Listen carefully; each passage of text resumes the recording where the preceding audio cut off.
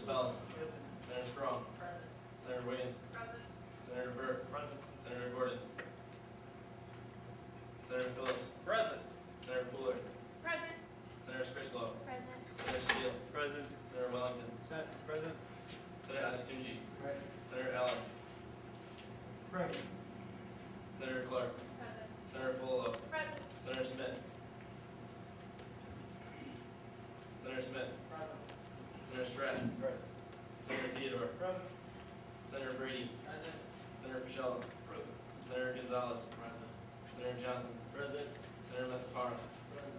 Senator Timber. Present. Senator Town. Present. Senator Zanetti. Present. Senator Beltran. Present. Senator Chuckadjo. Present. Senator Cherney. Present. Senator Domke. Present. Senator Frank. Present. Senator Shockey. Present. Speaker Quick. Present. I would like to ask Senator Wiggins to lead us in the Pledge of Allegiance.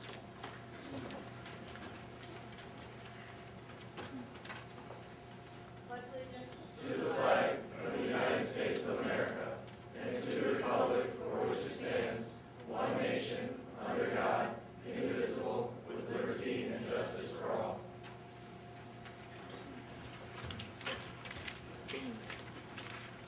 May I have a motion to approve last meeting's minutes? So moved. Senator Fulop, do I have a second? Senator Zanian? I make a motion to amend last month's minutes under my report as I was reading it for the Greek Affairs. The date for bystander intervention training was November 15th. In the minutes is November 13th. So I make a motion to amend it to that, please. Is there a second? Second. Those in favor say aye. Aye. Opposed? Minutes pass. Amendment passes. All those in favor of approving last meeting's minutes? Aye. Opposed? Minutes pass. Hey, give me a break. I'm just doing this for all time. It's usually his job. Do I have a motion to approve the agenda? I'd like to make a motion to move items F and G into old business. Do I have a second? Second. Seeing no objections, the agenda is approved.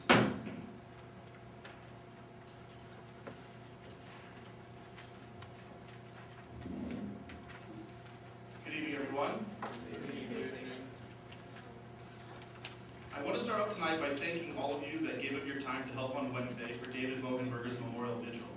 It is no doubt a tragedy and a great loss for our community, but there's a true beauty in watching so many people come together to honor one of our own. I ask that you continue to keep David, his family and friends in your thoughts and prayers as they begin the long process of healing.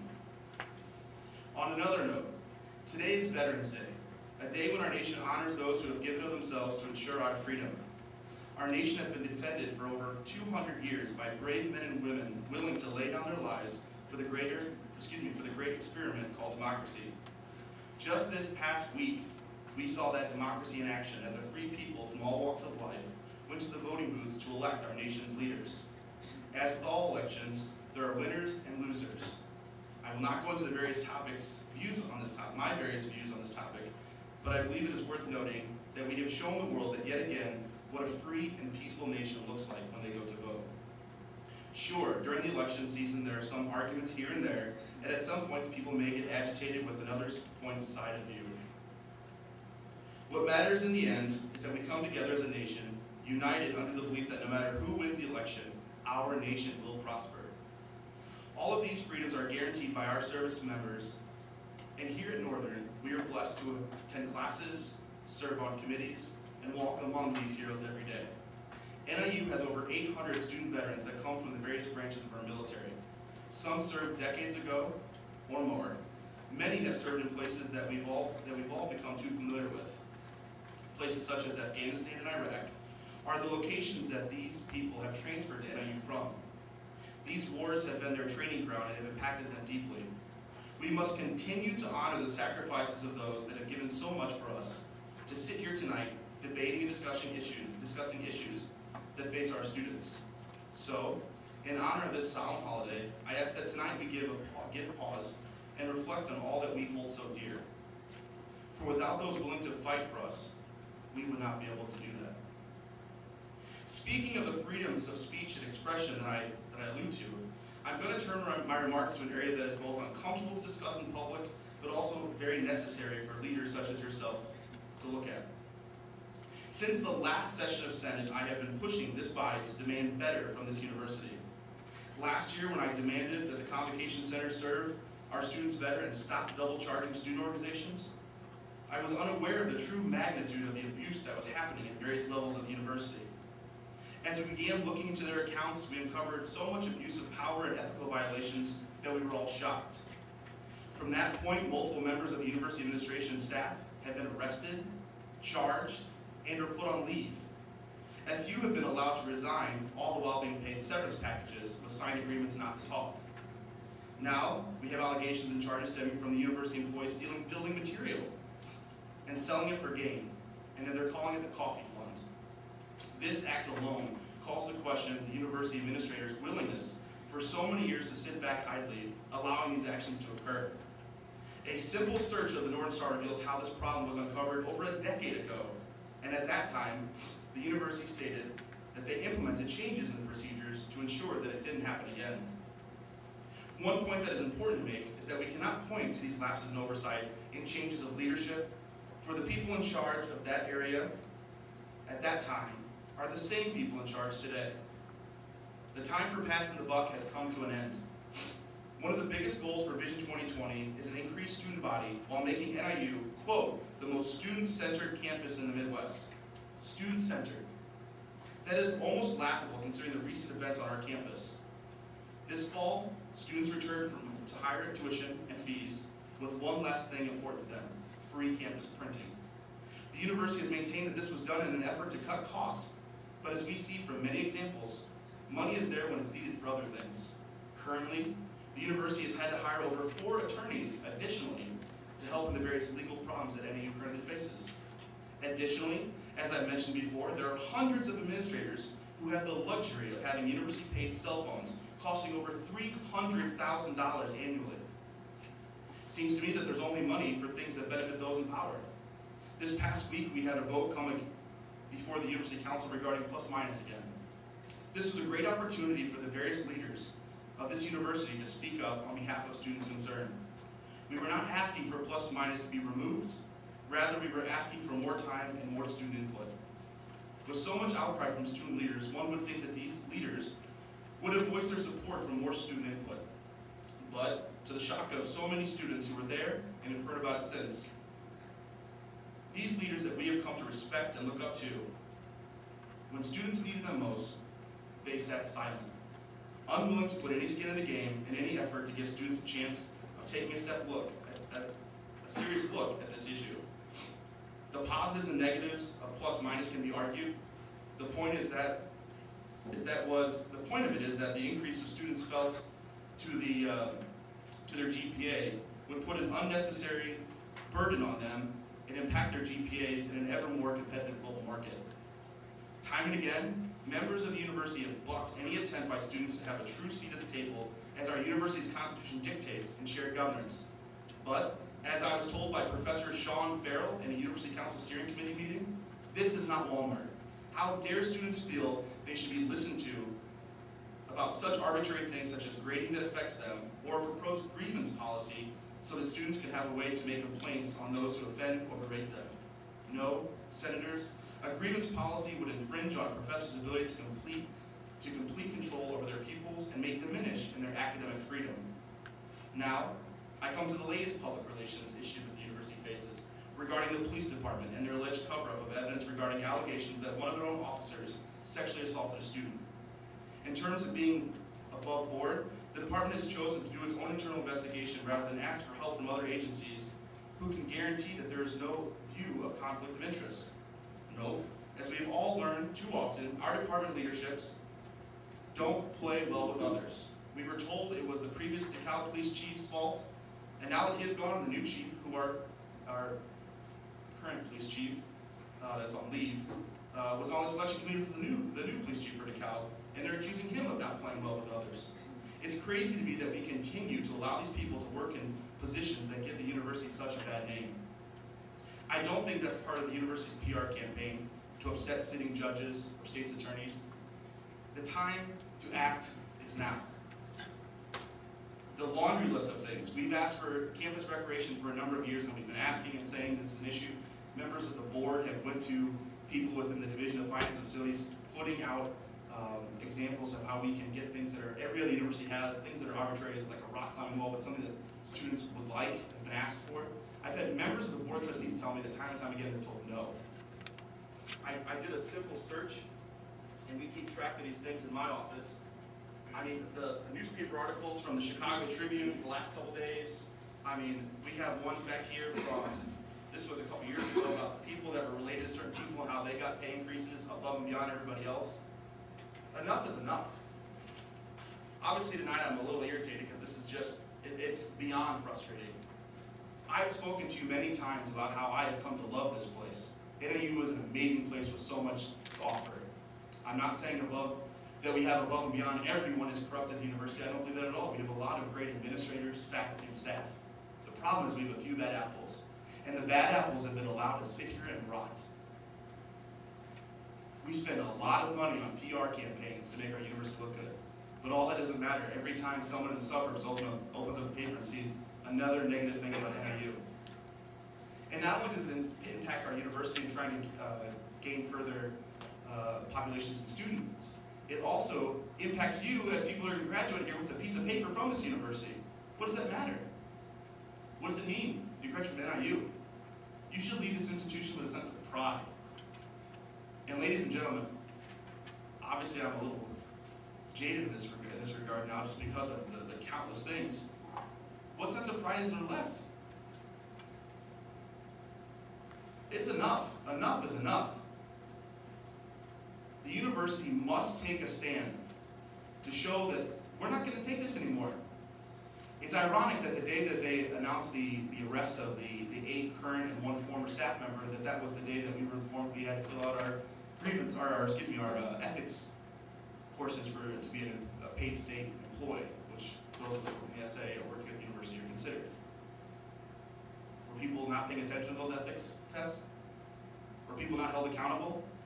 The thing that's most telling about this whole issue is the fact that it's not the first time. Like I said, do a simple Google search. About 10 years ago, this issue with scrap metal being sold and people using university vehicles, it's in there. And at that time, the same people that are in charge now said that they were going to make the necessary changes to ensure that it didn't happen again. Here we are again. No change. Same people, same story. I wish nothing but the best to those that have been placed in charge, both as acting directors. The acting police chief will come up here today. This is something that we have to demand from the people that are put in power at this university. This plus minus thing was the final straw for a lot of us. We were not asking that they got rid of it completely. We were not asking that it be taken off the table. We were asking for more student input. And a resounding number of faculty in University Council and Faculty Senate said they didn't care. This was a faculty issue, how they graded it. And again, like I said, the pros and cons of plus minus can be debated, and that's not the point. The point is that we have people at the front of this room for University Council who sit here, who are paid to look out for us. We weren't asking them to take a side. We were asking for them to make a voice. We had a couple of faculty members that did stand up and say, you know what, the students are asking for this, why don't we give them a little more time? They gave us, I think it was a month from the last vote.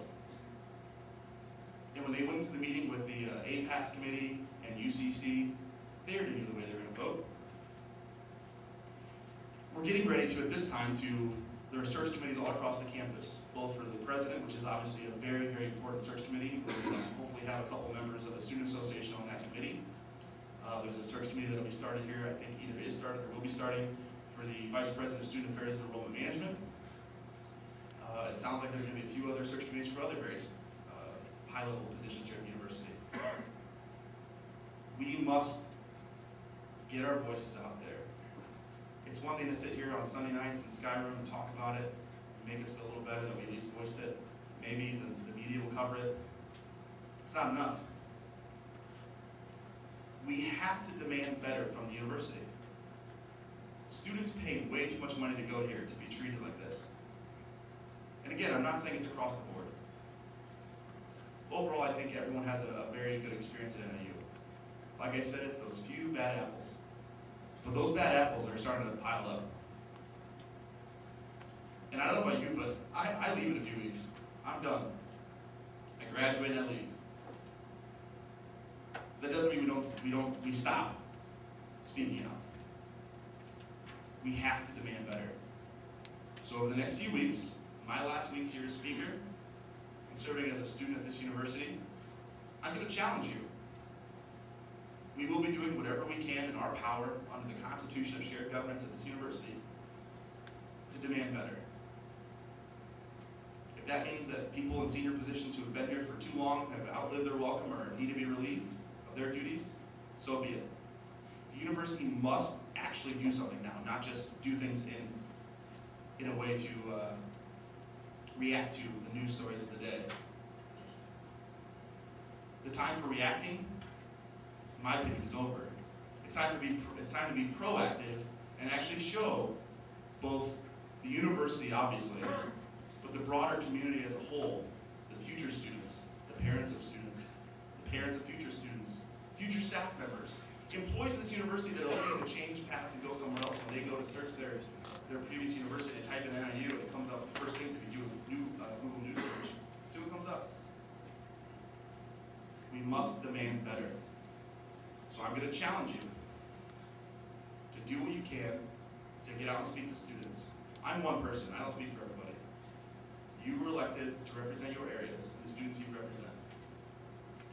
It's time to go out there, hit the streets. I challenge all of you to have these town hall meetings in your caucuses. I probably haven't yet. Next couple weeks, I want you to do it. So the caucus chairs, take note. I want a caucus meeting, and a district meeting, in every single district in the school. All 5. Over the next 2 weeks. Pick a day, pick a time, we'll work it out as far as logistics. I want students to have an opportunity, since the university's not giving them that, to come and speak, to hear what their concerns are, hear what their issues are. I love this place. It's been very good to me. I've seen a lot of people here in positions of leadership that I look up to very much. And I don't want to leave here from this podium tonight making you think that I hate this place, or I think that we're beyond fixing. On the contrary, I believe in this place so much, and I believe in the people here so much, that I know that together, if we unite, both as students, faculty, and staff, and administrators, that we can make NIU the most student-centered university, not in the Midwest, but in the country. We have the ability, we have the capabilities. People within the Division of Student Affairs and Enrollment Management, every day I meet people there that are willing to work above and beyond the hours that they get paid to help students. The tragedy of last week, with the untimely death of a student, was a great example of people within this university coming together for a common cause. Just like we heard in the memorial service, most of us didn't know David Bogenberger. That didn't stop us from coming together and remembering one of our own. We must demand better. And what that looks like, I leave that to you. But I want to hear from you. I want every single one of you to meet with students over the next couple weeks and get opinions. They read the paper. They see this, how much they take notice of it, I don't know. It's all happening very quickly. With the paper issue, when I first started talking about that within committees I serve on at the university level, people said, well, what's the big deal? It's only paper, you know? That at a time when we're bringing students to this campus who can barely afford to pay to go here, barely make ends meet to go here, and then we take away something that, of course, is a luxury. There's no doubt in my mind, it's a luxury. Most universities don't provide that. But it's another example of the students didn't matter. At least that's the perception. And again, I could be wrong. But as I've said numerous times in this body, and I've said it many times before in others, perception is reality. It's time for people within the administration, faculty and staff, to truly ask themselves, why are they here? When a professor tells me this isn't Walmart, when we're bringing up the issue of grading policies or grievance policies, that's a problem. The number one thing I hear in these committees with faculty is academic freedom. Academic freedom, I believe in. I understand the basis of it. But at what cost? When you have students going into classes, there was a gentleman last year that came to a veteran, on Veterans Day, I'll bring this up, had PTSD and had a learning disorder from his traumatic brain injury. He went to the professor. He told this professor that he needed her, asked her if she could slow down a little bit in her lecture with the notes and then when she changed the slides before class. He sat down in his chair in Montgomery Hall. The professor started going through the slides, and I'll never forget this. He says, you know what she does? She hits it, takes forever to change the slide, looks at him in front of the entire class and says, is that slow enough? Enough is enough. We have to demand better. In a few moments, we're going to welcome up both Bill Nicholas and the acting police chief. I ask that you give them the utmost respect. They have a difficult job ahead of them. I think people like Bill Nicholas, and I'm specifically point him out, someone that has been moved around more times than I think he expected when he took on the job of vice president for strategic planning. I told him now his job should be called vice president of fixing, because that seems to be what he's doing more of. Luckily, with people like him, we can see that there are people that truly are here for the right reason. And I wish the acting police chief and the next chief, if it's whether it's him or if someone through an outside search or how that works, I wish them the best. Because I believe in this place. We have the potential. Look around here. There's 40 students who are willing to give up their time on a Sunday night, raining, the Bears getting ready to play, to try to make a difference. Every time we have a student loss, we always say it's time for us to come together as a community. In a meeting with Kelly Wazer, Michael, the other day we were talking about this was before the untimely death of David Bogenberger. We were sitting there as student leaders talking about what we can do to bring a sense of unity or a sense of pride to this campus. And I believe for too long students don't feel they have any skin in the game. This isn't theirs. They're here for a temporary amount of time, and they move on. And they're treated as such. Ladies and gentlemen, today is the day we take back this university. It is ours. That means we've talked about this before, no more overcharging. When the convocation staff gets a little over $8 million in bond fee, yet they charge student groups every time they want to use it. No more. The campus rec, one last thing I want to point out about the changes here. So the Home Student Center currently gets approximately, I'm just going to go off what I saw before I left today, gets approximately $12 per credit hour per student. Convocation Center gets about $8 something per student. Guess how much the campus recreation facilities gets? A little over $2. These two facilities are ones that are supposed to bring in a lot more money on the outside. They do a lot of banquets, convocation center, obviously the concerts and other things. But the one building that's really 100% student focused, $2. We're going to try to make a change in that when we sit down with the bond fee committee this week and start pushing. I've spoken with President LaFleur. We're going to bring some initiatives to really not increase fees, but decrease how much we give some of these other areas, specifically the convocation center. They're supposed to bring in outside money and give more money to the recreation center, a place that students use, and have asked for better.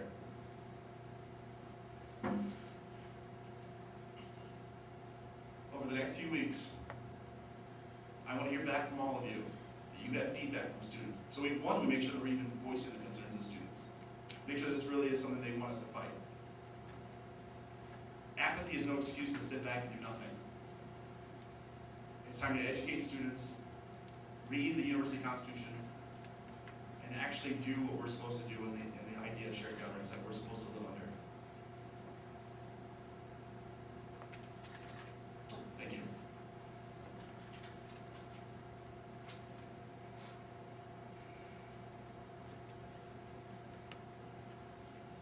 Do we have any committee reports?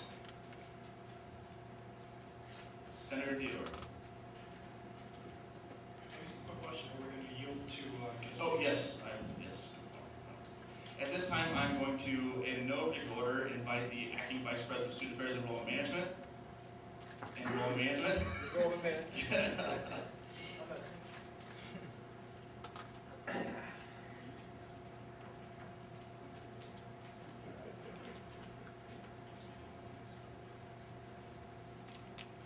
And by the way, we were talking about administrators.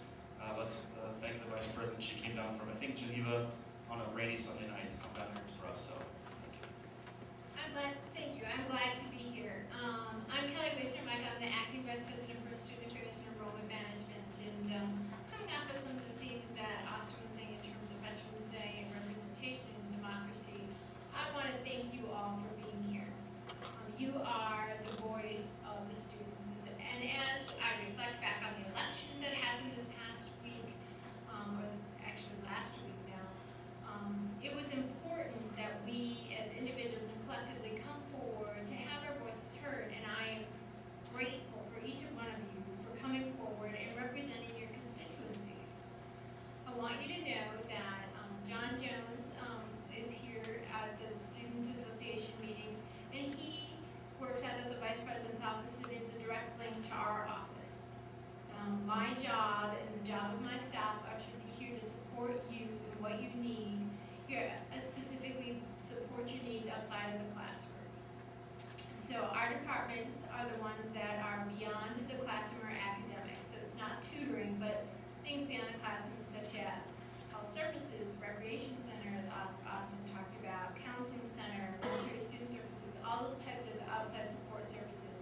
So any feedback that you have about these particular services or how we can be helpful to you, certainly bring back those concerns, those issues, and John is here. If you want me to come back and talk about anything at any point in time, I'm happy to do that.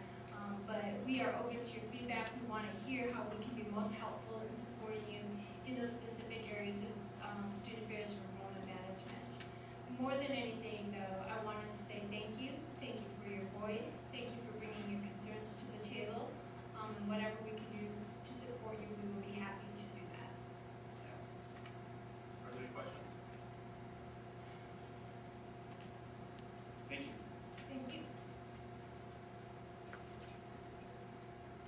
At this time, I'm going to ask Bill Nicholas to come to the dais with the new acting chief, Darren Howard. Good. I'm going to leave him here just for a minute. Okay. I have a couple remarks. Is Okay. that all right? Whatever you'd like. Thank you.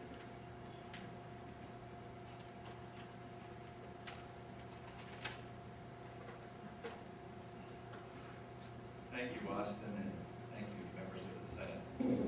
I have to say, here's a little bit of a commercial compliment. Whenever I'm here, I'm impressed by the seriousness of this body, the issues that you tackle. When I was your age, I was a knucklehead in college, and I have to say, I couldn't carry your water. Thank you for what you do. Change, as Speaker Quick mentioned earlier, is all around us. I know change is in the room on your agenda tonight. Sometimes, clearly, it doesn't come fast enough. Sometimes it arrives before we can name it.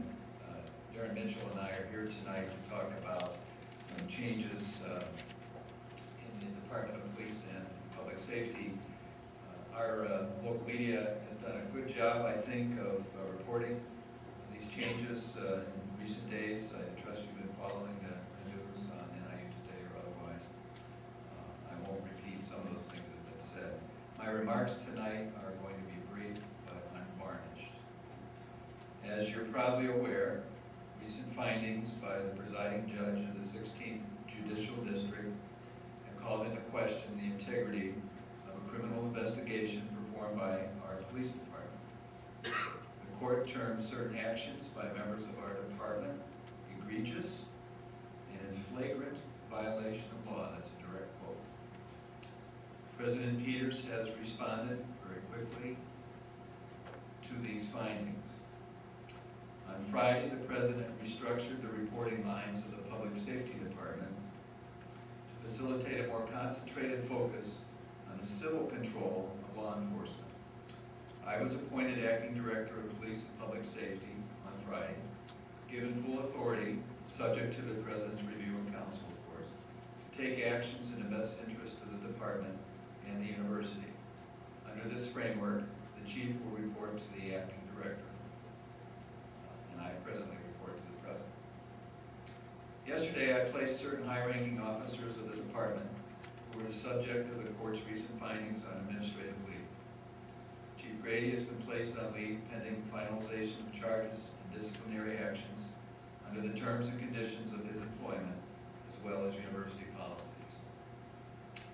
Lieutenant Ramakrishnan has been notified of the university's intent to discharge him in accordance with state civil service statutes and rules. Both will be afforded, of course, due process protections that attend their positions.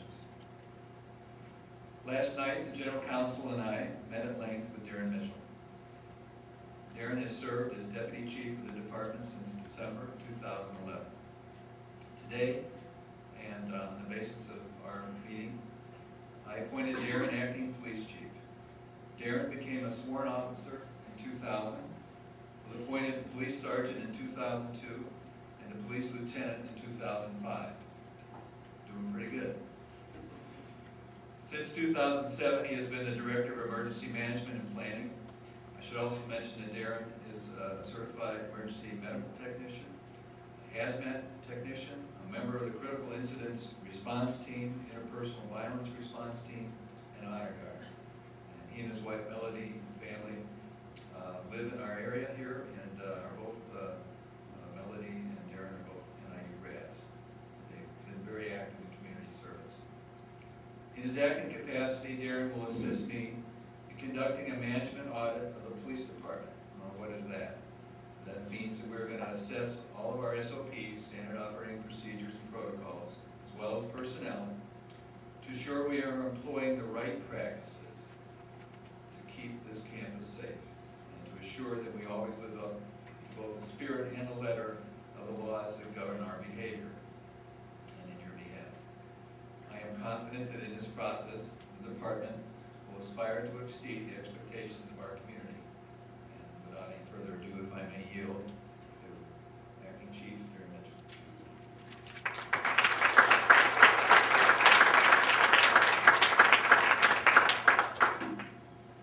Thank you. Mr. Speaker, thank you for allowing me to be here today. Distinguished ladies and gentlemen of the Student Association, thank you for allowing me to be here before you to speak. In honor of Veterans Day and any veterans that may be in the room, I'd like to say thank you, thank you, thank you for your service. I listened intently to the words that Speaker Quick said at this podium, and I was moved by his passion and his tenacious desire to inspire those in this room. I, like him, love this university. This university has given me many things. Well, I've earned 2 degrees from this university, my undergraduate degree and my master's degree. It also gave me an opportunity to meet my wife, my love, and also great career in law enforcement. So, like you, Speaker Quick, I love this university. I'm passionate about the university. I tell people all the time that I bleed the red and the black. So I understand your passion. At the same time, as the acting chief of police and someone that's worked in the police department for many years, today starts a new day. A new day that I am anxious to get started in. I feel very proud to lead the men and women of the NIU Police Department. I am so fortunate to be able to work with Vice President Nicholas in moving our department forward, making sure that our officers and our civilian employees understand the expectations surrounding our positions and our responsibilities to you and the faculty and staff of this university. Our goal will be to partner with our community, as always. Nothing's changed there at all. We want to partner with you because the police, we are the people, and the people are the police. We need your help in order to make sure that we're doing the things necessary in order to keep our community safe.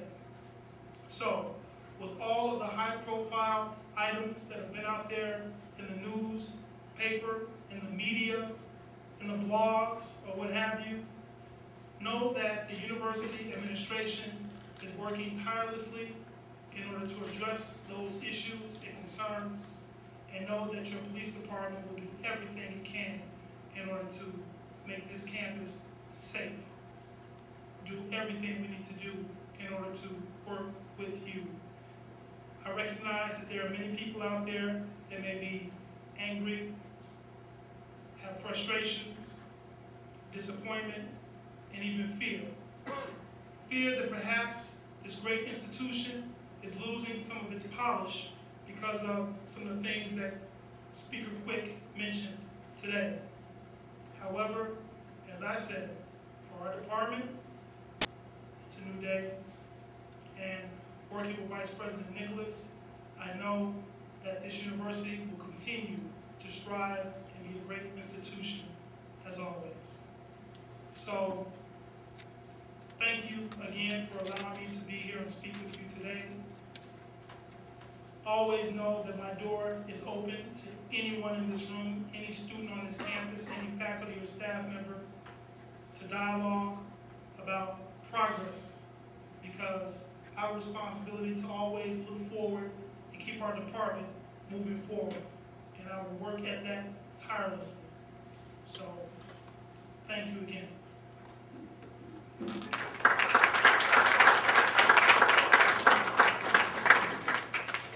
anybody have any questions for Either of these gentlemen before they step down? Okay, thank you both. Thank you, Chief. At this time, are there any committee reports? Yes, I will. At this time, we'll ask the Director of Mass Transit, Seth Paris, to come up and discuss an item he has prepared, and it's in front of you, I believe.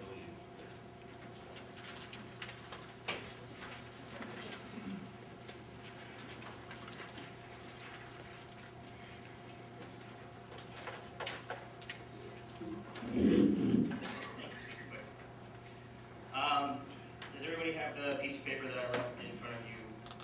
Does anyone not have a copy? All right, wonderful.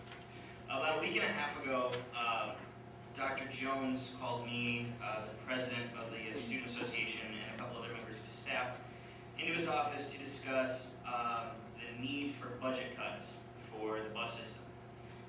My Vice Chairman, Rebecca Clark, informed you of this last meeting. Unfortunately, I was unable to attend last meeting, and as we had not made any decisions, I did not see that it was extremely necessary for me to be here. However, as we have now made the decisions in the committee on what cuts should be made, I figured, and was asked by the speaker, to come before you and discuss what options we had discussed and which ones we chose. Now, if you look at the first option, it's pretty self-explanatory. We're going to, this option discusses moving the end times of most of the major routes down to 7 o'clock in the evening, reducing the number of buses from about 8 to 3, because the weekend routes will pick up now at 7 instead of 8. This will mostly only affect students coming back from night classes, and we're going to be reworking the routes for the weekend routes so that they make it easier to get from the main areas of late night classes to their houses. This option would save us about $21,000. Second option would be completely removing Route 8 and attaching the Northern View Circle onto the 4 route. This would lengthen the 4 routes too much. We decided that this option would throw off the schedule. It wasn't really worth the cut that we were making, and it would slow down the 4 routes too much, even though it would have saved us $24,000. Option 3 would have been removing the 1 route entirely and adding the Twombly tail of Route 1 onto Routes 3 and 3A. Those of you that are on Routes 3 and 3A, you already know that those routes are already pretty packed. So we decided that this would not be in the best interest for the amount of money we would be getting out of it, which would be $33,000. Option 4, due to the current setup of the 7 route, which I inherited, which was 2 buses going in opposite directions in the same circle, most people currently experience an hour wait time. So we decided that we would remove one of the buses from the 7s and return the 7 route to the way it looked last year, which can be seen if you have a route booklet. In the brake service 7 route is still in that booklet, and that would be the new route for Route 7, and it would only be one bus. This route saves us approximately $59,000. Option 5 was removing the weekend routes from the weekends and turning the weekends into a brake service system, so there would just be the brake service 9 route, which covers 1, 2, 3, 4, 5, and 8 routes, and then the brake service 7, which, as I discussed before, is the same 7 we had last year. That option would save us about $26,000. We decided to go with options 1, 4, and 5 because we figured that would affect students the least going to and from classes to their houses. This would save us approximately $105,000, $106,000, not including the money we save by not using the gas on those routes. This number is pretty much where Dr. Jones wanted us to be. I had asked to cut between $70,000 and $120,000, and I think we've reached that goal. Have any questions? Yes, Senator Sargent. Can you please re-explain the way you're going to reform the night buses? We haven't quite discussed those yet. What we decided was that we were going to go over them, and that would be our next meeting. Because of the memorial on Wednesday, we weren't able to have our full meeting time, and we really were going to get through to discuss which routes we're going to choose, and that we were going to be reworking the weekend routes. What we would most likely do is have them start from the home student center, going to DuSable, and then over to back down the normal route so that they would pick up at in the works. I think one of them picks up in the works area, others pick up at DuSable, and then go to residence halls. The weekend circle north, we're going to DuSable, and then it would come down. I think we discussed possibly going right down Normal Road again, the way it currently runs, but stopping at DuSable first, so that people wouldn't be stopping at the home student center after they got the class. What about the people living in Echo Park, which would normally be the 5 route? The 5 route is the weekend circle north. Okay, good. That's still attached. The 3 weekend circles do cover all of the routes that we currently have. They just separate them into 3 routes instead of 8 or 5 routes. I'm sorry, I bring this up because it really scares me to have students walking home from their night class if they weren't able to take a bus all the way from DuSable to Echo Park. Absolutely. And so make sure that they get those buses, please. Yes, we will make sure that the buses come at approximately, I think we said on the 30, which would be around when the classes will be getting out. Any other questions? Thank you. I would like to let you know as well that these, I've been told by President LaFleur, are just options currently that he is waiting and looking at a couple things as well before final decision. So this is more for information for you as well. Tonight we also have Director Samuels, Faulkner, and Cho here available if you have any questions regarding any 3 of them. For the sake of time, I'm going to just ask questions and call them now. Move on. Okay, thank you. Okay, moving to old business. Yes, sorry, I thought you didn't have. All right. Senator Theodore. Yeah, I wanted to explain a lot of stuff in front of senators. Well, 2 things. First of all, we discussed grievance policy, and this is becoming a very big issue, especially with all the drug issues. The senators and they have said we're going full court press on this, and it's going to be our top issue. University affairs, the committee that deals with this, University Council met last week. I was against there with Vice President Greg Lucas and Director Cho, and we discussed in detail what the policy would look like when established. We're at the point now where we have lots of student support, but we need to start formulating what this is going to look like. The big problem in the past is every time the grievance policy has been brought up for discussion, no one's actually constructed it, so it simply died away when the year ended. So we're at the point where we're benchmarking with other institutions. We're looking at what would exactly be the best fit for NIU, and we have many options, and we're trying to hash those out by the end of this year.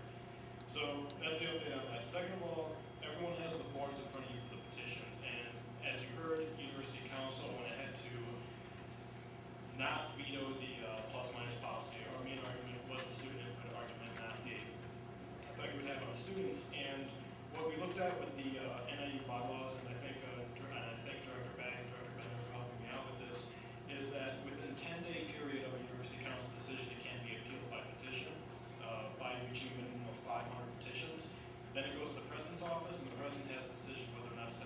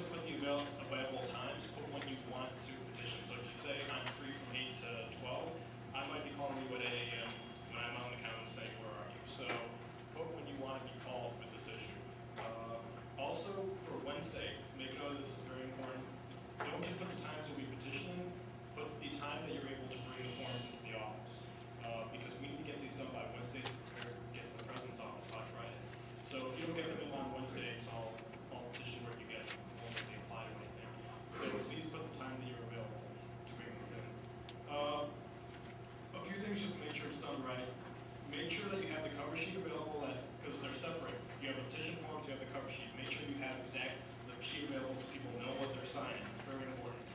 We discussed a little bit. We're deciding not to do this as an inside classroom thing. So mainly do it in outside, maybe by the front of buildings or the director back out to Sable, by the table there. So don't do it in classrooms. That can open up a lot of issues that could hurt us on this.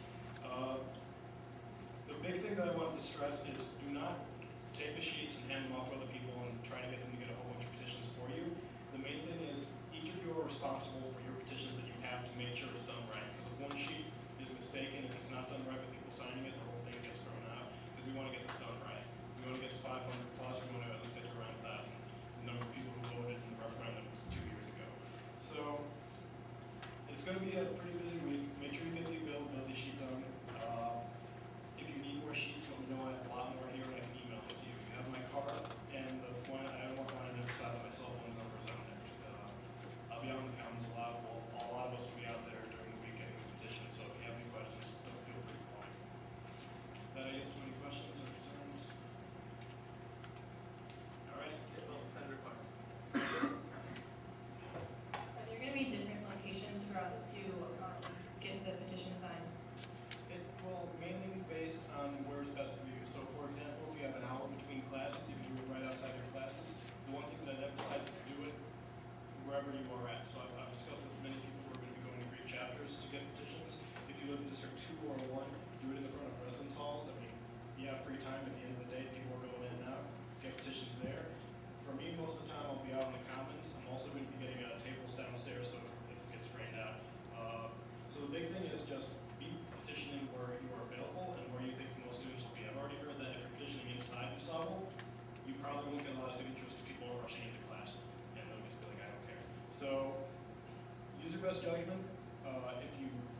I'd recommend wherever you're petitioning would be shoot me a call, text, or email to let me know where you're at, just so we can just have a coordinated effort here. It's going to be kind of hard coordinating with everyone. So right now we're going with the option of everyone spread out, go to your constituent communities, talk to as many students as possible.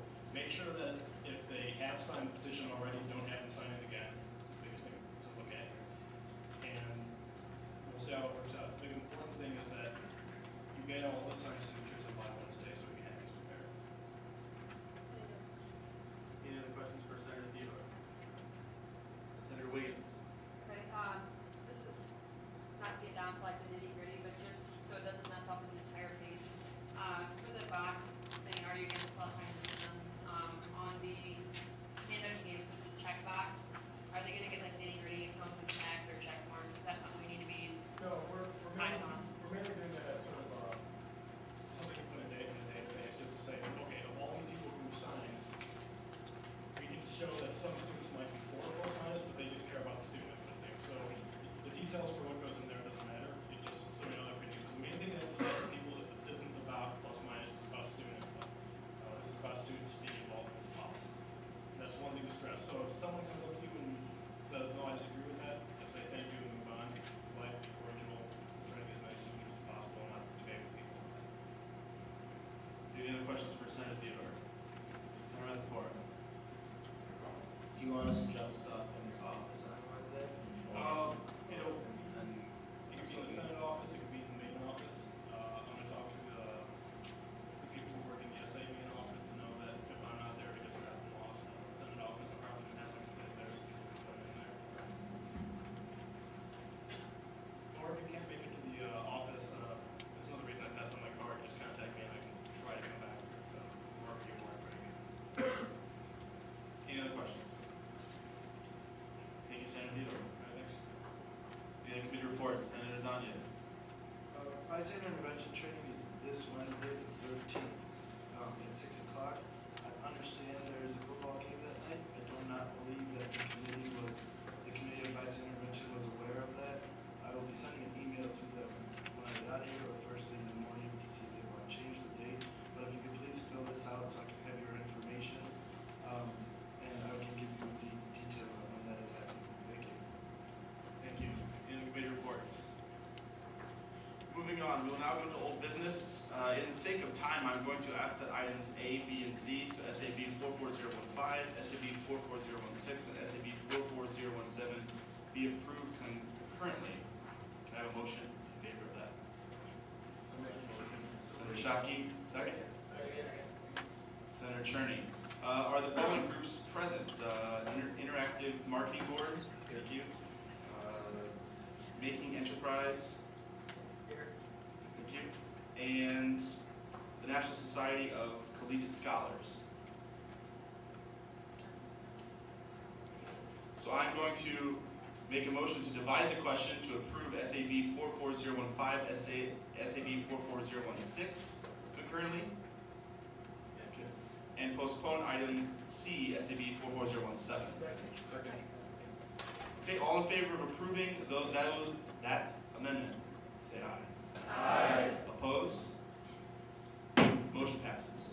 We will now move to item D, SAR 44027, a resolution to appoint members of the Presidential Search Committee. This was, if you remember right from last week, this was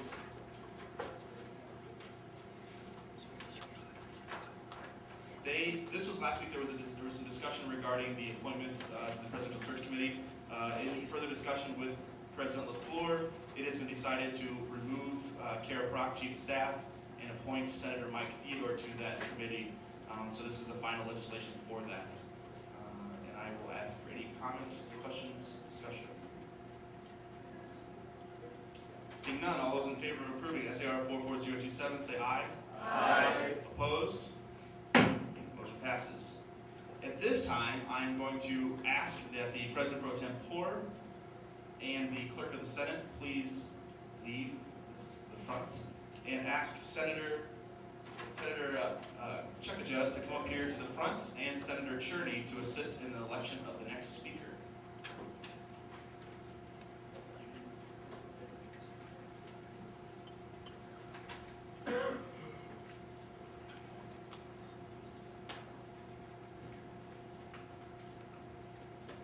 As you all know, we are electing the new speaker tonight, who will then take office at the end of this semester after I leave. I'm going to go through the resolution here and give you the list of names of people that have been, just one second, I got to get to it, who have been nominated. I'm trying to get my memory. Senator Alford, Senator Zanyed, Senator Theodore, Brian Troutman, and Chad Harris. Do any of the five of you wish to have your names removed from the nomination? Mr. Harris and Mr. Troutman, you wish to have your names removed? Yes. Okay. So that Brian, you can stay over there, but Chad can come back, please.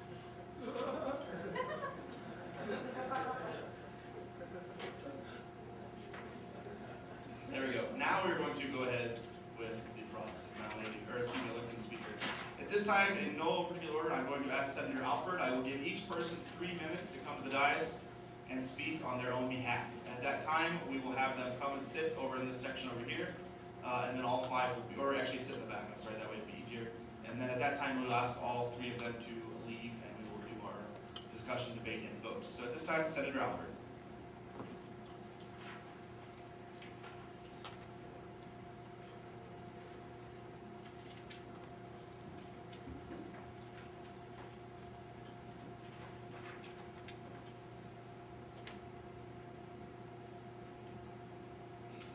Good evening, Senators. My name is James Alfred, and I serve in District 1.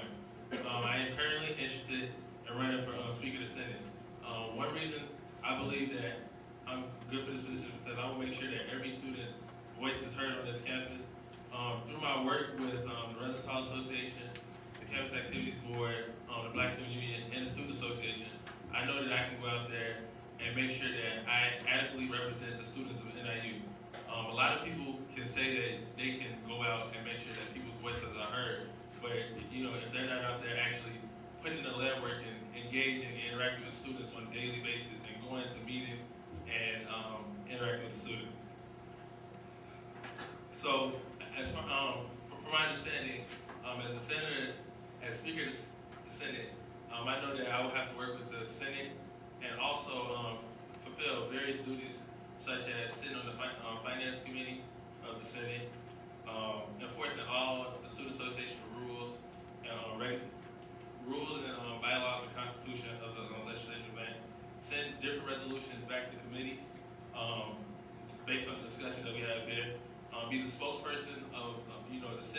the students of NIU. Instruct all new senators on etiquette and basically the rules and regulations of the Senate.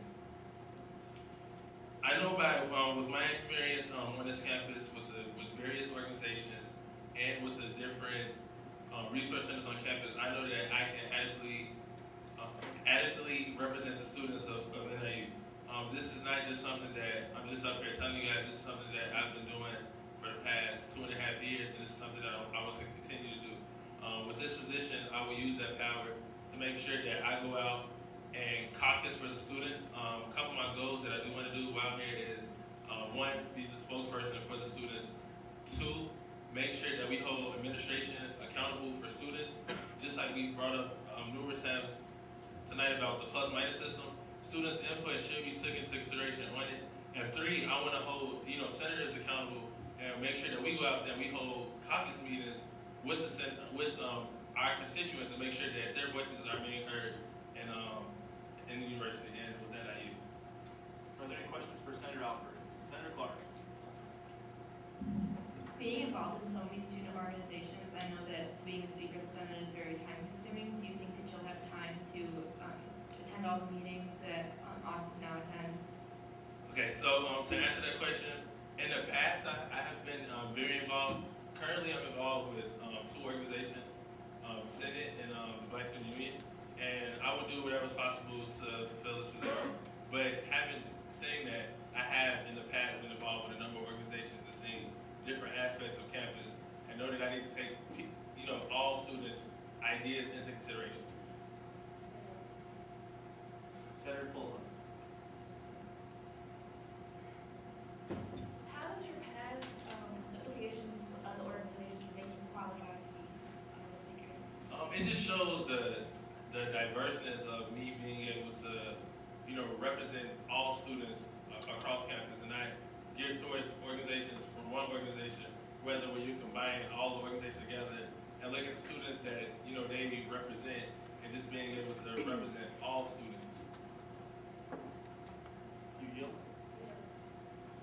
Any other questions for this candidate? Seeing none, you may sit down. Just step into the back. Wait.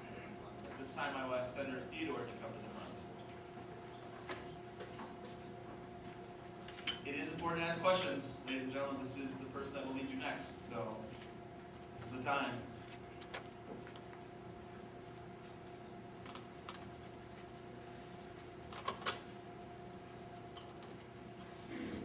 Speaker Cook mentioned I only have 3 minutes, so you can have questions ready because you don't have a time limit. I just wanted to give a quick introduction to myself. I'm a junior political science major, and even before I came to NIU, I've always had a history of creating change through political activism. Before I came to NIU, one of my favorite activities I did back in high school was a watchdog group from my local town. And after monitoring things like government secrecy, wasteful spending, and bad policy, the idea of making NIU a better place seemed like a good fit for me. So I came to school knowing the problems that we had, and I knew that I wanted to make it a better place. And since I came to NIU, I hit the ground running with that. I've served as a senator since I was a freshman, community advisor last year. I've been treasurer of NIU's LGBT organization president, and president of Young Americans for Liberty. I've left no stone unturned in changing everything I can about fixing any problems that I've been involved with. The underlying theme of my activism has been one word: accountability. Freshman year, I chaired a committee that made both the executive branch and the legislative branch more accountable to the student voice, and we made a lot of inroads there. Since then, I've chaired the University Services Committee, and I focused mainly on making the university more accountable to make sure our money is spent right, to make sure wasteful spending is not occurring, and make sure the university voice is there. We've done great things under the leadership of Speaker Quick, and I feel that we could move on, evolve on it, and keep going, and we don't have to slow down. And I feel that my time at the university doesn't just give me the experience of knowing how past SA is run, knowing how the university has changed many different policies, but it gives me the vision to know where we need to go. I'm more than prepared to meet the challenges that lay ahead of us, and they are numerous. I feel that together we can carry out our mission of being the student voice to a higher level. We have many great challenges coming up. We're going to be seeing many great changes at our university, many changes in leadership in university administration, SA administration, and many things are going to be changing in the next few years, and we're going to be right front and center with it. we challenge this body to relentlessly pursue student input and act on our principles. If we don't do this, no one else will. We are the watchdog to fight for student rights. That's our main purpose, and that's all we've been trying to do these past few years, and we need to keep moving with it. That's my goal, and your vote today will help me realize it. I want to make this university better than the way I found it. That's been my goal since I came here. I knew all the problems that this university had. I researched them finally, and I came here, and I said I'm going to try to fix it. We've made great successes in the leadership, Speaker Quick, and many of the leaders. Ready? My fellow senators, I come before you tonight asking for your vote. Today marks the beginning of a transition from one speaker to the next. Speaker Quick has led the Senate for 2 full years. He helped the Student Association through times of prosperity and times of darkness. Under Speaker Quick, we have achieved a new level of excellence as a Student Association. Let me be clear, we're losing a leader in the coming weeks. But I stand before you tonight assuring you Thank you, Senator Tucci. Any other first-time people want to speak? Okay, I'm going to go back to Senator Burke. Like I said earlier, Mike Theodore is present, and for someone to argue that he has poor leadership skills, I believe that is lacking. He has worked under the leadership of 3 separate speakers. He has learned from their leadership skills, and that has gained him the experience. In addition, he has led this entire Senate over there from a seat in the corner. Like moments ago, if he can lead us from there, he can lead us from the speaker seat. Senator Burke, any other comments? Senator Don. Well, I don't think the question of ability to lead was there. I think all 3 candidates are definitely able to lead this. It's just a matter of who is more capable of leading it. Thank you, Senator Donkey. Senator Fullerton and then Senator Phillips.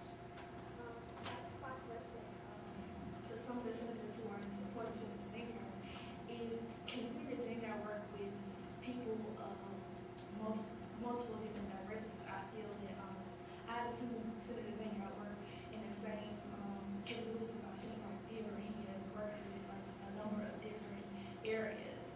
More, I mean, can somebody speak on his work ethic when it comes to working on different things? I'm going to let that's going to be your question, so you're going to yield time then to Senator Shockey. I need Senator Shockey. You're awfully ambiguous with your language. Can you be a little bit more pointed, like when you say areas or different people? I mean, what are you referring to? Are you referring to like gender, or I mean, you know? And it's a pretty ambiguous question. I don't want to answer it and not be answering what you like to hear. This doesn't mean gender. Okay, well, yes, I think Senator Zinayed can work with people of diverse backgrounds. Many of you may not know this. Senator Zinayed is actually Palestinian. So, you know, he comes from a diverse background, you know, especially, you know, at a place like this. And he coexists very fine with our friends over here and our friends here. So, you know, I mean, if he can do that, I think Senator Zinayed is going to have no problems getting along with people of different backgrounds. With that, I yield. For those keeping track on that was a reference to the Jewish population. That's Senator. Senator Phillips. I think that Senator Theodore is a much better leader by example. He sets forth a high standard that other senators should try to live up to. More than anything else, I think that he has a very strong sense of what he expects from his fellow senators, and he wants us to meet it. Senator Fuller. I would just like to put my 2 cents in saying that I believe all 3 candidates, in particular Theodore and Zinayed, could lead us, but I would just like to put the thought in mind that the speaker takes on the administration as well. They go to, am I correct, in the university council meetings and all those sorts of things. They work with, I don't want to say higher ups, but I want to say higher ups. People of, you know,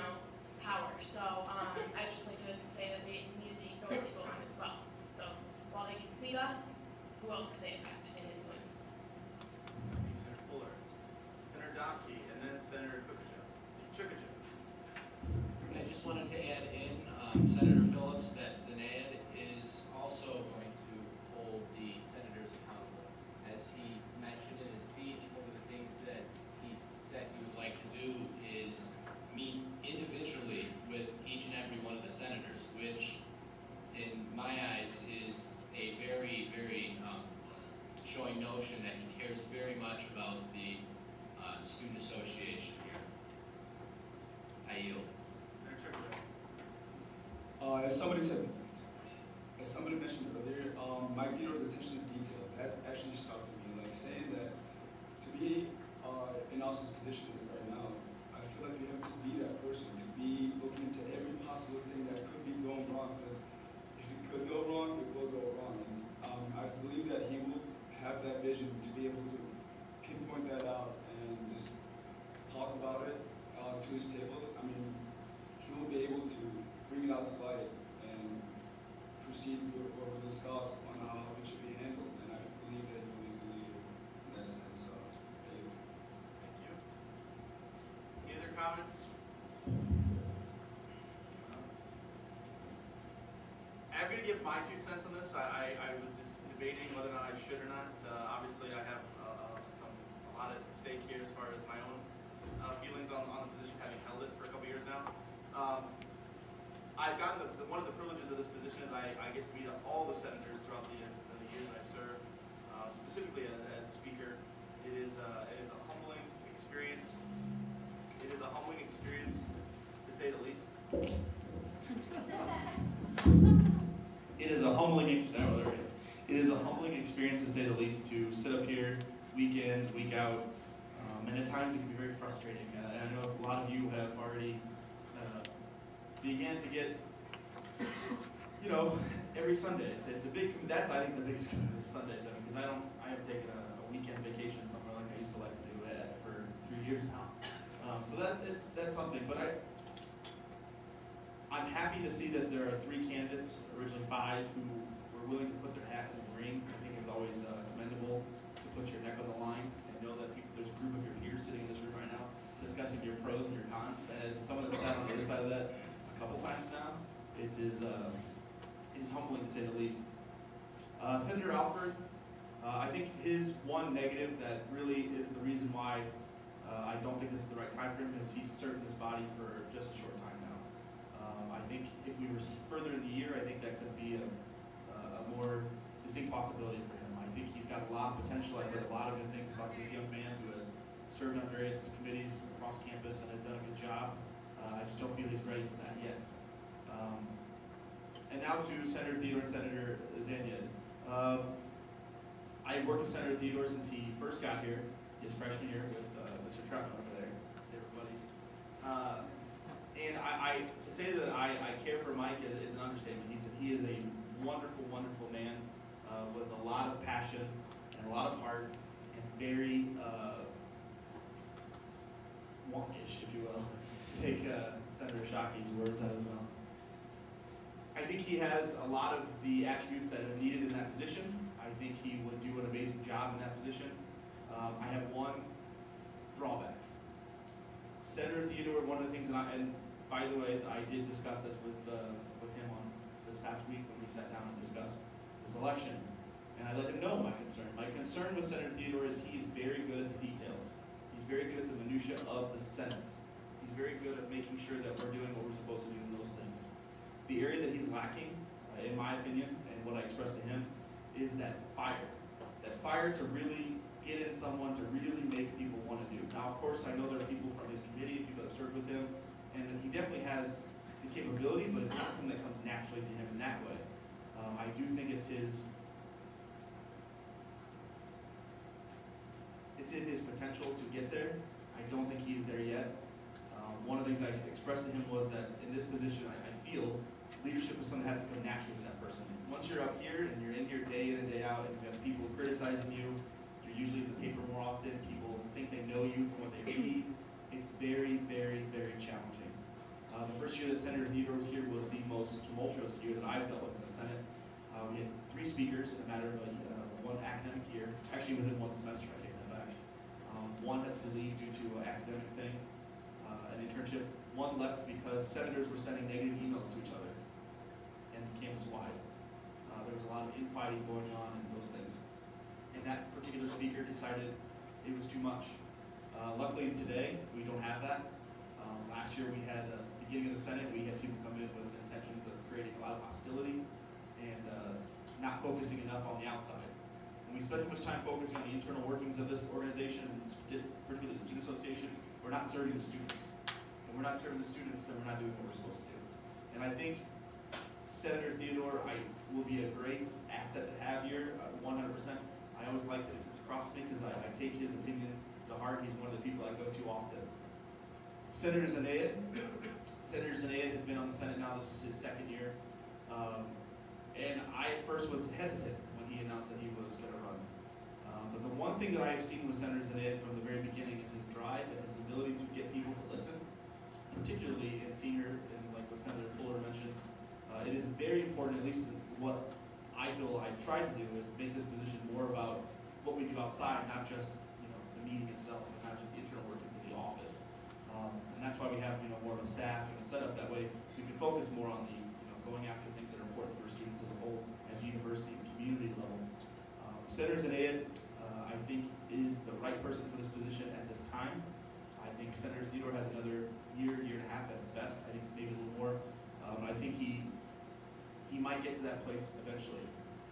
Personally, I feel Senator Zanaid has the ability to walk into the seat, or I guess sit down in the seat the first day and really be able to get people to listen. I think it's no understatement the work that he's done on Northwest Corridor, the work that he's done out there and the improvements that have been made out there, the working with the city and different people within the city and the university is commendable.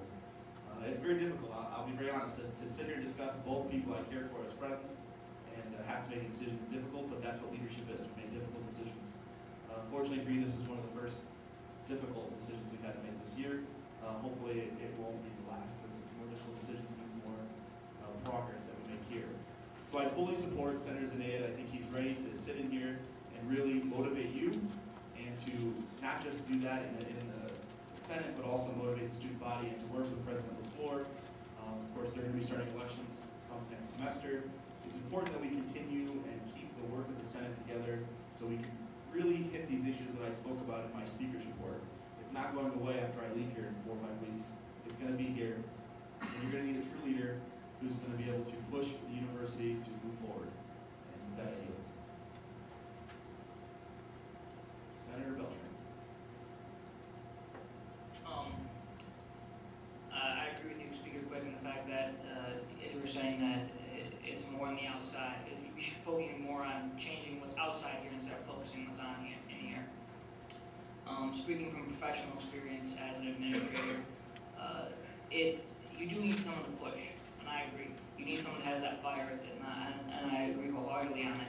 But at the same time, you have to have some, especially from an administrative standpoint, you have to have someone who's very methodical and can counter things. Now, I don't know Senator's name, all that well, but I know that if I brought Senator Theodore into a meeting more at work, that he would be able to hold his own against professional administrators that have been working 20, 30 years in local government.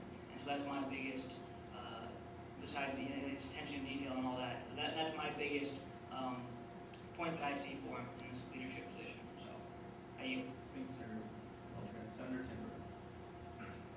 I agree thinking that Senator Theodore can hold his own, but can he push the administrators and fight with them and get them to do what he would like them to do, and get them to push us back, get them to do what we need them to do? Senator Phillips. Easy answer to that question. The answer is yes. I think he can get into administrator spaces, and I think that he can push them to do what is right for the students. Do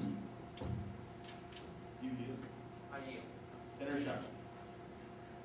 I think we're just starting to go back and forth with people who are talking about which candidate's muscles are bigger, and at this point, I mean, does anyone have anything new to say, or is it just point counterpoint, just go back and forth? Because I really don't think there's any benefit to people talking for 7th, 8th, 9th, 10th time. Do you yield? I yield. Any other further comments or discussion? Seeing none, I will ask the clerk to call the roll. How this works, or call for a vote, the way this works is it'll be done by voice vote per person. If we get to a tie, we will do another vote. So we'll start, every person gets one vote. When the clerk calls your name, you will call out your choice. And we will start with Senator Dunn. And the clerk will call the vote.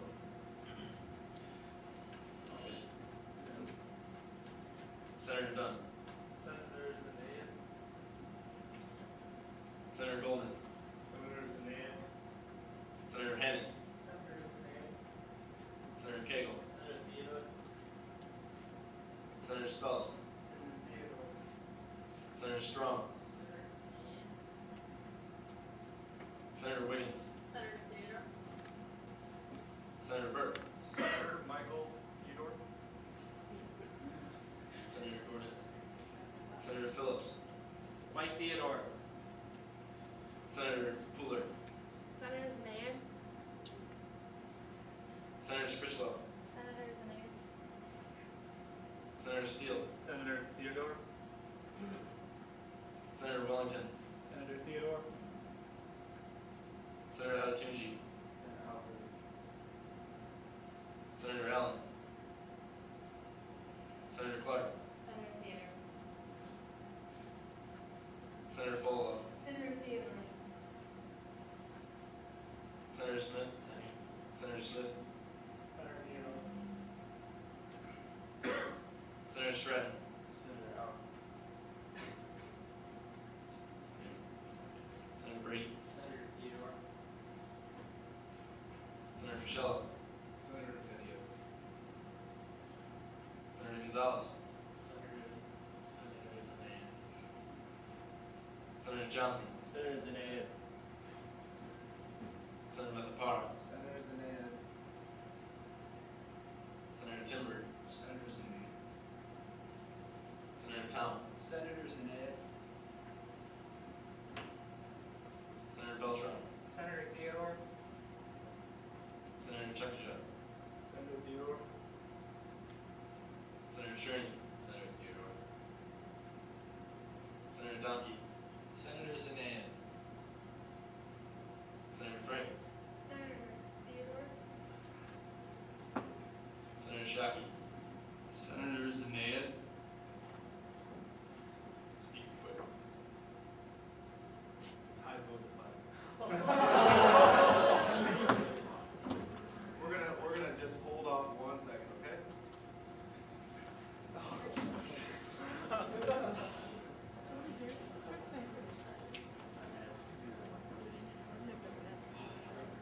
Question? Point of order. I'm going to add, yes? You were elected. Yeah, I just, Okay. yeah, 1 second.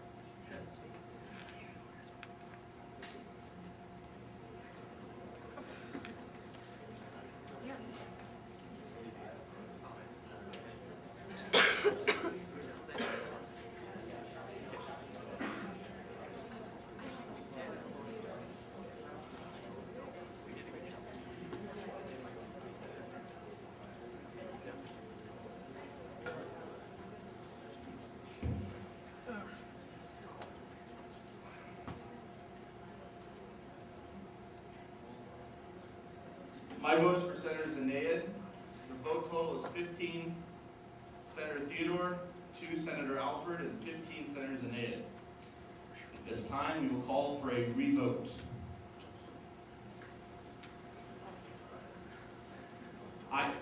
By the way, for the sake of that, because of the fact it's a tie-breaking vote, it'll only be for Senator Zanea or Senator Theodore. I will ask the clerk to call the vote.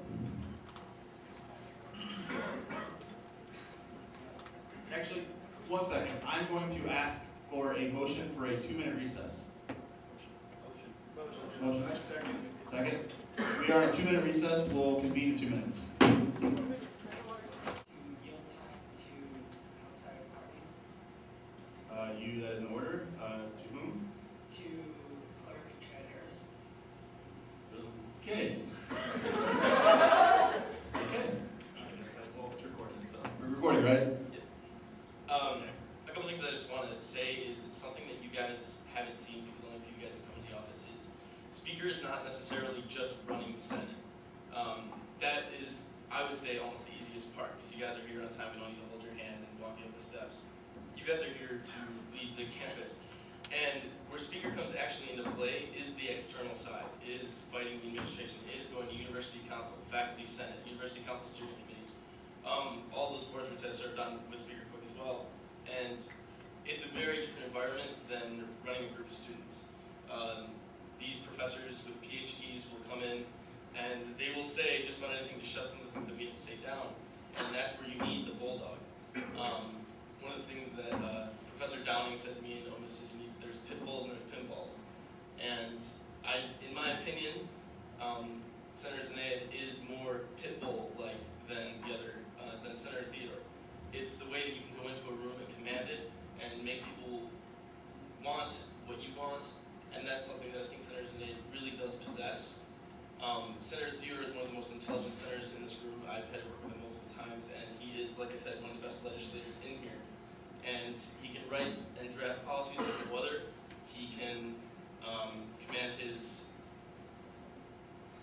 caucus and his committee, but it's a very different environment when you're dealing with administrators. And Senator Zanaid really can inspire a group of people, which is a little different than telling people what to do and being a policy.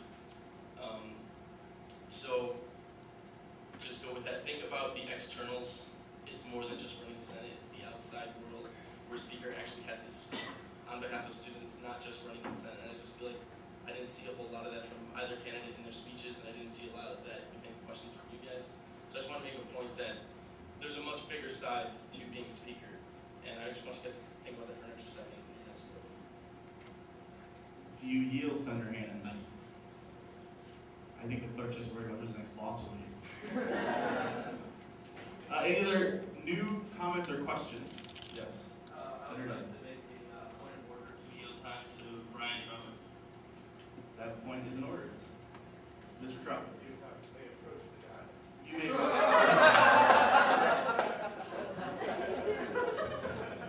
Thank you, Senators. I'd just like to say I've known Mike Theodore since literally the first day on this campus.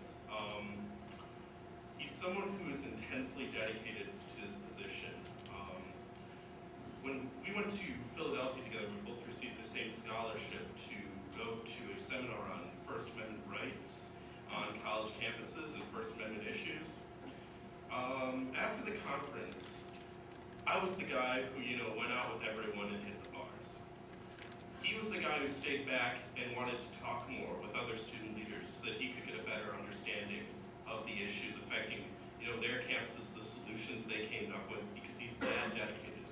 Like Senator Phillips said, he lives and breathes for this campus. I'm frankly confused when people say that he doesn't have the fire. I mean, he's advocated positions in front of university council before. You've seen the grievance policy that he's been pushing. I know Mike Theodore has in him to be a leader, which is why this body twice has elected him Senator of the Year. We have that award at the end of the year every year. He's run for speaker before against, our current speaker, Austin Quick, and frankly, he got a few votes. I won't take that as what you meant that. He's someone who has the experience, the qualifications, and the knowledge to lead. And that's why I thoroughly endorse Mike Theodore for Speaker. Thank you, I yield. You can applaud for him because he'll never be at that dais again.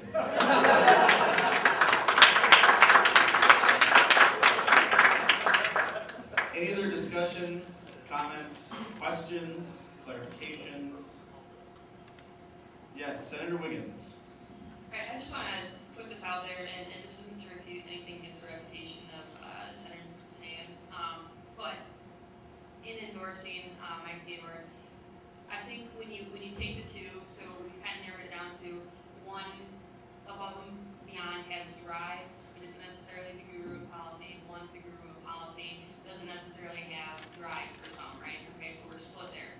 Now, when push comes to shove, if you're sitting with a board and you need to come back and you need to stand up as the speaker, as that position demands, it is better to be well prepared and rise to the challenge of leadership than to be very passionate but not have the means to do it, or to say something and put out the perception that you maybe lack credibility because you don't know the details.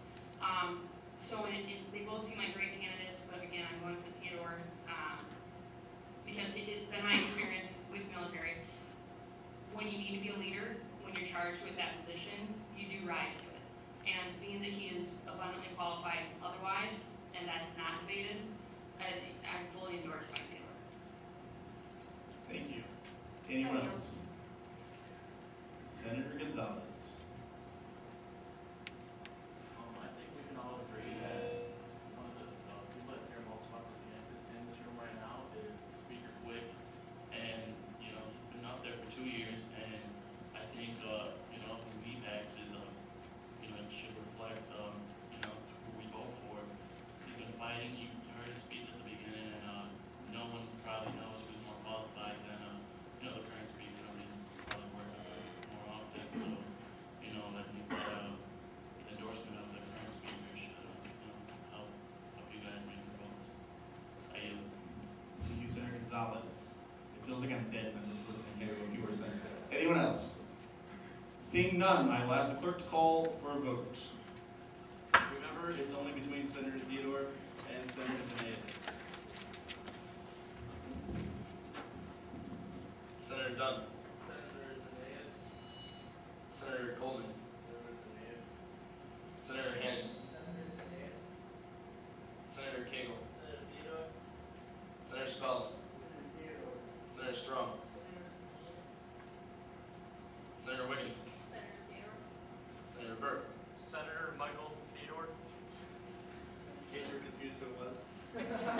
Senator Phillips. Mike Theodore. Senator Pooler. Senator Zenea. Senator Scrishlow. Senator Zenea. Senator Steele. Senator Theodore. Senator Wellington. Senator Theodore. Senator Adetunji. Senator Allen. Senator Clark. Senator Fullilove. Senator Theodore. Senator Smith. Senator Stratton. Senator Theodore. Senator Theodore. Oh, sorry. Senator Brady. Senator Theodore. Senator Fischello. Senator Gonzalez. Senator Zenea. Senator Johnson. Senator Zenea. Senator Mathapara. Senator Zenea. Senator Timber. Senator Zenea. Senator Town. Senator Zenea. Senator Beltran. Senator Theodore. Senator Chucky Jeff. Theodore. Senator Cherney. Theodore. Senator Donkey. Zenea. Senator Frank. Senator Theodore. Senator Shockey. Senator Zenea. Speaker Quick. What I will say is, I am confident with whomever wins this that this is an easy vote. We obviously have to choose, and that's always a difficult thing. But it is with great pleasure to announce that our next speaker will be, my vote is still for Senator Zenea, but I respect the will of the people, and by a margin of 1, Senator Mike Theodore is now your speaker designate.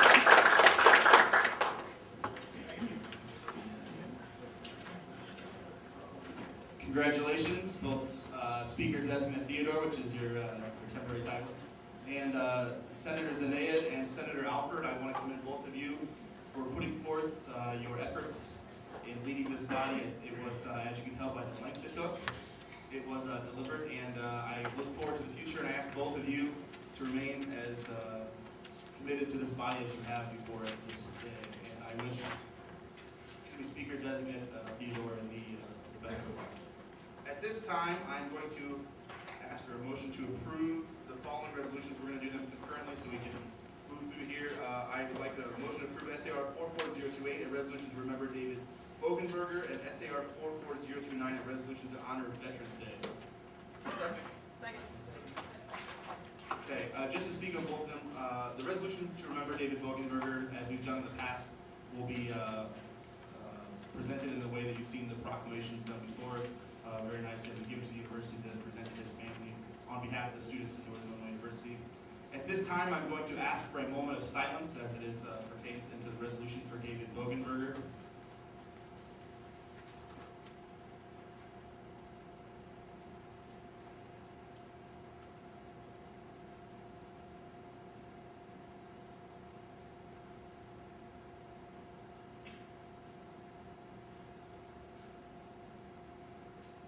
Thank you. And on to the resolution to honor Veterans Day. It is no, I made a mention to it in my report this evening. Veterans Day is something obviously I hold near and dear to my heart. It's always very challenging, actually, and humbling to be categorized in the same phrase, the same title as veteran as the people that have both laid down their lives for this country and also those that have fought in wars, left family members, and have traveled to long lost places and not knowing if they'd make it back. It's very humbling. At this time, I want to recognize two members of this room who are both veterans of our armed services. Obviously, you know one of them, Senator Wiggins, who is a veteran of the U.S. Air Force and served in Afghanistan. And our very own Dr. John Jones, actually John R. Jones III, PhD, who is a former major in the United States Army. I would like to thank both of them for their service to this country. It is with no doubt that we saw tonight here that democracy is something we have to continue to fight for. And I think it's very humbling to realize and to see that our elections, as heated as they got both in this room and in the national elections, that at the end of the day, the vote that we have both here and in our ballots is held near and dear to our hearts, and it's only because of the sacrifices of others. So without further ado, I would like to ask for a round or a standing ovation for both Dr. Jones and Ms. Wiggins.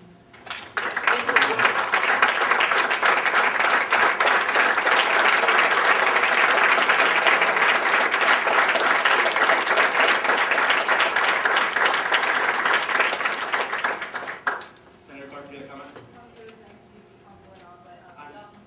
It was nice of you to be humble, but come on, you gotta recognize yourself as well, so if we could all give Austin some round of applause.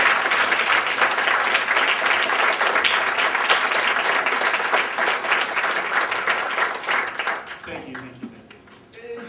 It's Veterans Day, like I said, to be called a veteran is something that I take very seriously. It's very humbling to be in the same, like I said, the same category with amazing patriots as both of these. At this time, are there any public comments? Seeing none, are there any announcements?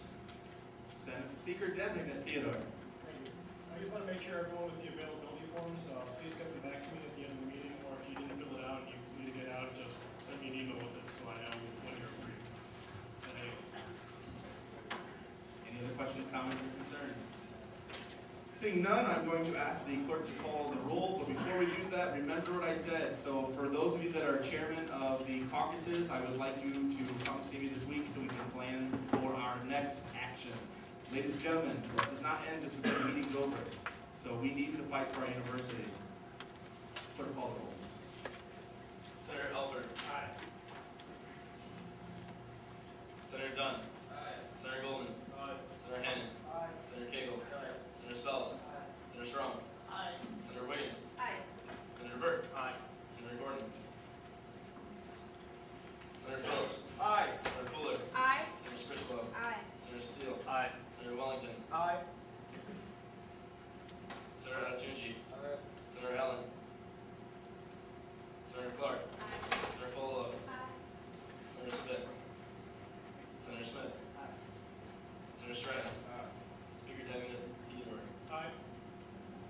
Senator Brady. Aye. Senator Fischello. Aye. Senator Gonzalez. Aye. Senator Johnson. Aye. Senator Beth Parr. Aye. Senator Timber. Aye. Senator Tom.